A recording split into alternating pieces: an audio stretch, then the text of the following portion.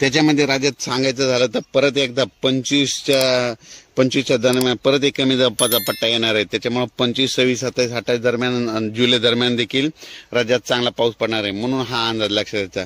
पण राज्यात आज 18 जुलैपासूनच पावसाला सुरुवात होणार आहे, म्हणून ही अंदाज लक्षात घ्यायचा. ज्या ज्या ठिकाणी पाऊस पडत वड्याला नाल्याला पाणी आल्याच्या नंतर पुलाच्या पासून शेतकऱ्यांनी आपण पूल ओलांडू नये, म्हणून ही काळजी सतर्कता घेणे गरजेचे आहे.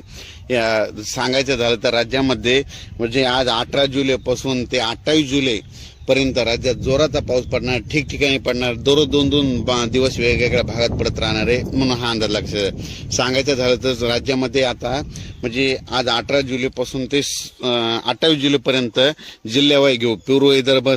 पूर्व विदर्भामध्ये 6 जिल्ह्यामध्ये 18 ते 28 जुलैपर्यंत चांगला पाऊस पडणार आहे. त्याच्यानंतर पश्चिम विदर्भाचे 5 जिल्ह्यामध्ये म्हणजे आज 18 जुलैपासून ते 28 जुलैपर्यंत जोराचा पाऊस पडणार आहे, दररोज भाग बदलत पडणार, म्हणून हा अंदाज लक्षात घ्यायचा.